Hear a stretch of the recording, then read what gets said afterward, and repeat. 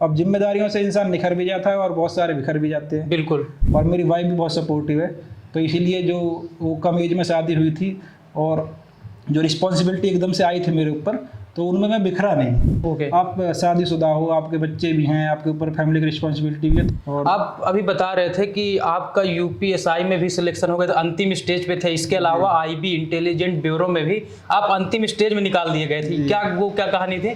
नमस्ते student, live देख रहे हैं और आज हमारे साथ सुमित बैसला हैं, जिनका एसएससी सीजीएल के तहत इनकम टैक्स इंस्पेक्टर के पद पर चयन हुआ है। तो सबसे पहले सुमित जी, आपको ढेर सारी शुभकामनाएं। धन्यवाद सर।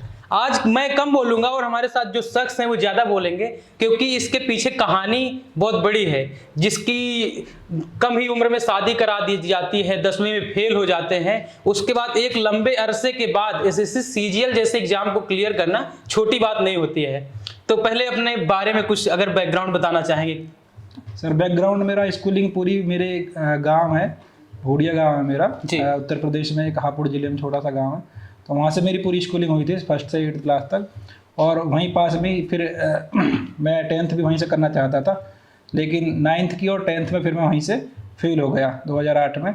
9th और 10th दोनों में फेल हो गए आप? नहीं, मतलब 10th में फेल हो गए। 9th और 10th एक ही स्कूल से करना। हाँ, ये ओके। वहाँ से करना चाहता था। अब 9th वहाँ से हुई, फिर 10th में फेल हो गई। तो फिर 10th में दोबारा से फिर फेल होने का कारण क्या था? फेल होने के कारण बहुत सारे हो सकते हैं। देखिए, सक्सेस के भी बहुत सारे कारण होते हैं और फेलियर के बहुत सारे कारण होते हैं। हाँ। मेरा जो मेन कारण था वो यही था कि घर वाले जो थे वो ज़्यादातर दादरी में आकर रहने लगे थे और मैं गांव में था अकेला। अब जब गांव में इंसान अकेला होता है और यार दोस्त होते हैं, तो क्या होता है फिर पूरे दिन का लापरवाह इंसान पूरे दिन कभी बैट बॉल खेलते हैं, पूरे दिन क्रिकेट में निकाल दिया, पढ़े नहीं पढ़े, वो मतलब उस तरह से फोकस नहीं हो पाता। एक फैमिली दिखता है कि फैमिली वाले सामने है, तो पढ़ना पड़ता है फिर। बिल्कुल, दिखावे के लिए, कोई देखने के लिए नहीं होता है ना। तो फिर या तो आदमी बहुत ज़्यादा मैच्योर हो, जैसे कि अभी है, तो अब तो हम खुद ही पढ़ सकते हैं। लेकिन उस टाइम पर जो एज होती है, समझ उसमें तो जो हमारे साथ वाले होते हैं उनका हमारे ऊपर इन्फ्लुएंस बहुत ज़्यादा होता है। तो अगर सारे हमारे साथ ये खेल रहे तो हम फिर खेलेंगे, हम पढ़ेंगे थोड़े ना। बिल्कुल, इसी वजह से फेल हुए थे। ओके। तो उसके आगे के फिर क्या हुआ जब फेल हो गए? तो घर वालों का क्या रिएक्शन था? घर वालों का बहुत ज़्यादा रिएक्शन नहीं था। घर वालों का यही था, कोई बात नहीं है, बहुत अच्छे, मतलब बहुत बच्चे फेल हो जाते हैं। हाँ, तो दोबारा करो। मतलब उन्होंने साहस दिया कि अभी और आगे। घर वालों ने बहुत ज़्यादा मेरे ऊपर प्रेशर नहीं डाला कि फेल हो गई हो तो तुम्हें पढ़ाएंगे नहीं। इस तरह से बिल्कुल भी नहीं था। घर वालों ने यही कहा कि दोबारा से करो, दोबारा फेल हो जाओ फिर दोबारा से करना, लेकिन करना हाई स्कूल जरूर करना है। क्योंकि हमारा ये था कि फैमिली में मेरे बड़े वाले भाई हैं, मेरी सिस्टर भी है, किसी ने भी हाई स्कूल नहीं की है। मेरे भाई थे, उन्होंने हाई स्कूल की, मतलब हाई स्कूल के पेपर दिए, वो फेल हो गए, फिर उन्होंने उसके बाद पढ़ना छोड़ दिया कि मेरे तो हाई स्कूल ही नहीं होगी।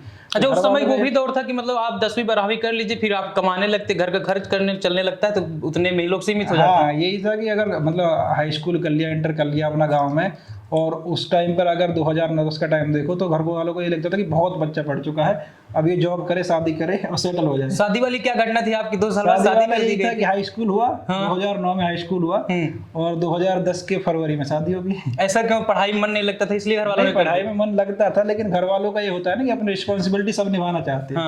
अब घर वालों को लगा कि हाई स्कूल हो गया तो अब इसकी शादी कर देते हैं। तो चलिए, शादी हो गई, उसके बाद क्या हुआ? अब वही हुआ कि शादी के कई सारे बेनिफिट्स होते हैं तो कई सारे नेगेटिव पॉइंट्स भी होते हैं। जिम्मेदारियां आ जाती हैं। अब जिम्मेदारियों से इंसान निखर भी जाता है और बहुत सारे बिखर भी जाते हैं। बिल्कुल। अब क्योंकि अगर आपकी फैमिली सपोर्टिव हो तो ज़्यादातर चांस है कि आप निखर जाओगे, और वहीं अगर घर में अगर बहुत ज़्यादा कलेश होते हैं या नेगेटिविटी नहीं बनती है, नेगेटिविटी हो जाती है, तो पूरा घर बिखर भी सकता है। बिल्कुल, लेकिन क्योंकि घर वाले भी समझदार थे और मेरी वाइफ भी बहुत सपोर्टिव है, तो इसीलिए जो वो कम एज में शादी हुई थी और जो रिस्पॉन्सिबिलिटी एकदम से आई थी मेरे ऊपर, तो उनमें मैं बिखरा नहीं। प्रेशर आया, बहुत सारी फाइनेंशियल कंडीशन ख़राब हुई, लेकिन उन सब कंडीशन को धीरे धीरे इम्प्रूव करते हुए और 2015 में मैंने अपने प्रिपरेशन जो है एसएससी सीजीएल के लिए स्टार्ट की थी, और वहाँ से स्टार्ट हुई जर्नी। बीच में 2016 में पिताजी एक्सपायर हो गए, फिर ऑलमोस्ट जो तैयारी थी वो पूरी तरह से छूट गई, क्योंकि जिम्मेदारियां सारी आपके ऊपर आ गई। सारी जिम्मेदारियां मेरे ऊपर आ गई। जब तक पिताजी होते तो अगर एक आस रहती ना कि कोई सपोर्ट करने वाला है, ऊपर वाले हैं, वो देख लेंगे। बिल्कुल। और जब कोई नहीं रहता तो फिर इंसान को सोचना पड़ता है, चाहे वो कितना भी लापरवाह हो, उसे सोचना ही पड़ेगा। आप शादीशुदा हो, आपके बच्चे भी हैं, आपके ऊपर फैमिली की रिस्पॉन्सिबिलिटी भी है, तो आपको फिर कुछ ना कुछ सोचना पड़ेगा। इसीलिए मैंने जब ग्रेजुएशन किया था तो ग्रेजुएशन के साथ में मैंने अपनी जॉब भी की थी। ओके। जैसे शादी हो गई थी तो शादी के बाद ये होता है कि कुछ नौकरी करो, क्योंकि परिवार को चलाना, पत्नियां की भी कोई ज़रूरतें होती हैं, घर वालों की, तो उसको कैसे पूरा करते थे आप? वो ऐसे ही करता था कि जॉब, मतलब इंटर तक तो मैंने जॉब की नहीं। इंटर के बाद जब मैंने सोचा था कि पीसीएम का स्टूडेंट हूँ तो मैं बीटेक करूंगा, इंजीनियरिंग करना चाहते हैं सभी बच्चे, मैंने भी सोचा कि मैं इंजीनियरिंग करूंगा। इवन मेरे साथ के जो थे ज़्यादातर ने इंजीनियरिंग की थी, और लेकिन मुझे पता था कि अभी शादी हो गई है तो कुछ ना कुछ कमाना तो पड़ेगा। बिल्कुल। घर वालों ने भी यही बोला कि ऐसा कुछ करो कि इसमें थोड़ा बहुत घर के लिए भी हो जाए, सपोर्ट हो जाए फाइनेंशियली, और पढ़ाई भी ना छूटे। तो फिर मैंने सोचा कि चलो ग्रेजुएशन करते हैं सिंपल। मैंने बैचलर ऑफ आर्ट्स वहीं से एक सरकारी कॉलेज से डाल दिया, और साथ ही साथ में अपनी जॉब भी कंटिन्यू की। तो उससे परिवार भी चलता रहा और अपने लक्ष्य की तरफ आगे बढ़ते रहे। ग्रेजुएशन भी कंप्लीट हो गई। ओके। आप अभी बता रहे थे कि आपका यूपीएसआई में भी सिलेक्शन हो गया, तो अंतिम स्टेज पे थे। इसके अलावा आईबी इंटेलिजेंट ब्यूरो में भी आप अंतिम स्टेज में निकाल दिए गए थे। क्या कहानी थी? मतलब ऐसा हुआ कि जब मेरा यूपीएसआई का एग्जाम हुआ था, तो जिस दिन यूपीएसआई का एग्जाम था 24 नवंबर को तो शायद, और 23 नवंबर को मेरा जो आईबीएससीआई को साइकोमेट्रिक टेस्ट था, और मुझे पता था कि अभी साइकोमेट्रिक के बाद में इंटरव्यू बहुत जल्दी आ जाएगा, तो मेरा जो पूरा फोकस था वो आईबी के इंटरव्यू पर था। ओके। इसलिए मैंने यूपीएससी पर बहुत ज़्यादा नहीं दिया, फोकस नहीं कर पाया। तो मुझे लगा उससे भी एक उम्मीद बन गई थी कि हो ही जाएगा, अंतिम स्टेज था। मुझे ये था कि दोनों में से किसी न किसी एक में तो हो ही जाएगा। हुआ ये कि आईबी के चक्कर में एसआई पर फोकस नहीं कर पाया, और जब रिजल्ट आया तो दोनों में से किसी में भी नाम नहीं था। इंटरव्यू के बाद भी आईबीएससीआई में, और इंटरव्यू के बाद जब आईबीएससीआई में नंबर नहीं आया, जिससे मुझे सबसे ज़्यादा उम्मीद थी, और जब उसी में नंबर नहीं आया तो एक तरह ये लगा कि अब बहुत मुश्किल हो जाएगा कि सिलेक्शन हो जाना। अच्छा, अपने लक्ष्य के छोर पर पहुंच जाने के बाद अगर वहाँ निराशा हाथ लगे तो फिर तो आदमी एकदम टूट जाता है ना, निराशा हाथ लगती, तो उसके बाद भी आप साहस बनाए रहे और आज इंस्पेक्टर बन गए आप इनकम टैक्स।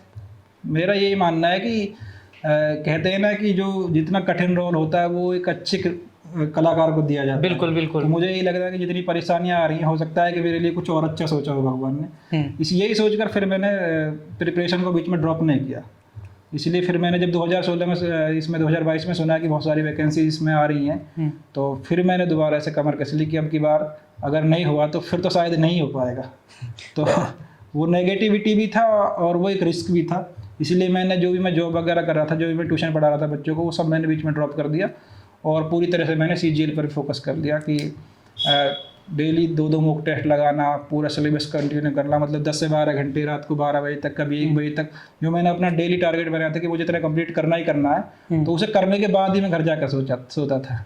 तो एसएससी सीजीएल की तैयारी आप कितने साल पहले सोचे थे इसकी, इसमें करना है तैयारी शुरू कर दी? सोचा था 2015 में स्टार्टिंग की थी, जब मुखर्जी नगर में आकर मैंने और मेरे दोस्त तरुण नागर, हम दोनों ने स्टार्ट किया था। और 2018 में जब दोस्त का भी यूपी पुलिस में हो गया सिलेक्शन, हाँ जी, तब उनका भी हो गया, तो फिर मुझे लगा कि अब तो मेरा साथ देने वाला भी कोई नहीं है। और फिर जब मैंने दोबारा से 2022 में फिर से प्रिपरेशन स्टार्ट की, तो वही क्वेश्चन जो हम दोनों साथ बैठ के करते थे, फिर मैं उनमें अकेला लग रहा हूँ, तो वो बड़ा मुश्किल हो जाता। पहले मैं सोचता था कि ये चलो अगर मेरे पे नहीं होगा तो वो मुझे समझा देगा, किसी का साथ बहुत साथ देता है, नहीं होगा तो मैं समझा देता था। मतलब एक दोनों में तालमेल होता है, साथ साथ पढ़ते हैं जब हम बहुत दिन से साथ थे, और फिर वो भी साथ में ना रहे तो फिर अकेले में करना और भी ज़्यादा कठिन हो जाता है। तो पहला अटेम्प्ट था आपका? नहीं, ये मेरा 3rd अटेम्प्ट था। मैंने 2015 का दिया था पहला, जिसमें प्री हुआ, मेंस हुआ, लेकिन फाइनल में नहीं हो पाया। 2016 में प्री हो गया था, और मेंस में नहीं दे पाया क्योंकि पिताजी का देहांत हो गया था, तो उस वजह से नहीं दे पाया था। और फिर अब ये 2022 का फिर बीच में गैप होने के बाद अब ये मैंने दिया। अच्छा, आप बता रहे हैं कि शादी हो गई थी, शादी के बाद प्रिपरेशन करना बहुत कठिन हो जाता है, तो आपकी पत्नी का आपकी तैयारी में, क्योंकि कम से कम 10-15 साल के बाद आपका सिलेक्शन होना, तो उसमें कैसा रोल था पत्नी का आपके? देखिए, मेरी पत्नी बहुत ही सपोर्टिव रही है थ्रू आउट मेरी पूरी जर्नी में। जब भी ज़रूरत पड़ी, लगा कि घर में फाइनेंशियली कंडीशन सही नहीं चल रही हैं, तो उन्होंने स्कूल में भी पढ़ाया, टीचिंग भी की, और फिर उसके बाद में उन्होंने जॉब भी की। और अगर ऐसा हो सकता था कि मान लो वो मेरे साथ नहीं देती, तो फिर मुझे परमानेंटली जॉब भी करनी पड़ता, तो हो सकता था कि मैं कंटिन्यू नहीं भी कर पाता। तो उन्होंने मतलब एक कहते हैं ना कि कंधे से कंधा मिलाकर जो चलना होता है, बिल्कुल वो पूरा रोल उन्होंने किया है। तो उनकी कहीं ना कहीं अहम भूमिका रही है आपकी जिंदगी में। रही है। और बच्चे भी हैं? जी, बच्चे भी हैं। कितने बच्चे? 2 बच्चे, एक बेटी और एक बेटा। एक बेटी और एक बेटा। तो उन लोगों को कैसे आप बताते हैं कि क्या कैसे करने, क्योंकि कहीं ना कहीं वो आपकी ज़िंदगी से जो सीख रहे होंगे, उनको पता होगा ना कि पापा 10th में फेल हुए, उसके बाद शादी कर दी गई, और मतलब उसके बाद आदमी टूट ही जाता है, लेकिन पापा साहस बनाए रहे और 10 साल बाद आज पापा हमारे इंस्पेक्टर बन चुके हैं। उन्होंने सारा कुछ देखा है, क्योंकि मेरा बेटा 2011 में हुआ था, और 2011 में मेरी इंटर हुई है। तो उसके बाद मतलब मैं जो मैंने जॉब किया, जॉब करने के बाद फिर मैंने प्रिपरेशन की, उन्होंने पूरी जर्नी मेरी अपनी आंखों से देखी है। तो कहते हैं ना कि इतना संघर्ष तो इंसान को कर लेना चाहिए कि अपने बच्चों को अगर कोई एग्जाम्पल देना हो तो खुद का दे सके, ना देना, बताने की जरूरत ही ना पड़े। तो उन्होंने सब कुछ देखा है, तो अब अगर एग्जाम्पल की जरूरत पड़ेगी तो मैं उनको अपना ही दे सकता हूँ। और बाकी पढ़ने में वो बच्चे अच्छे हैं, अब जो भी उनका करियर में बच्चे का अपना अपना इंटरेस्ट हो सकता है, किसी का भी जो भी वो चूज करेंगे, मैं उनमें उनकी बिल्कुल उनको पूरा सपोर्ट। बिल्कुल बिल्कुल। लास्ट में अगर हमारे जो एस्पिरेंट हैं उनको कुछ सलाह देना चाहें? सलाह मैं यही देना चाहूँगा कि चाहे जो भी फैमिली कंडीशंस रहे, चाहे जो भी आपके जीवन में परेशानियाँ हैं, बहुत तरह से परेशानियाँ आ सकती हैं, तो बस छोड़ना नहीं है। जितना भी आपको टाइम मिल रहा होगा, कम समय मिल रहा है तो कम समय दें, लेकिन रेगुलरिटी बनाए रखें। समय थोड़ा ज़्यादा लग सकता है, लेकिन अगर आप उम्मीद नहीं छोड़ेंगे तो ज़रूर आपको कामयाबी मिल जाएगी। तो ओके, हमारे साथ भैया थे। अगर आप भी एसएससी सीजीएल तैयारी करना चाहते हैं, कई बार होता है कि संसाधनों की कमी होती है, लोग निराशा हाथ लगते हैं और टूट जाते हैं कि हम तैयारी नहीं कर सकते, लेकिन भैया के लाइफ से कुछ सीखना चाहिए और आप भी एसएससी सीजीएल क्रैक कर सकते हैं। Okay, thank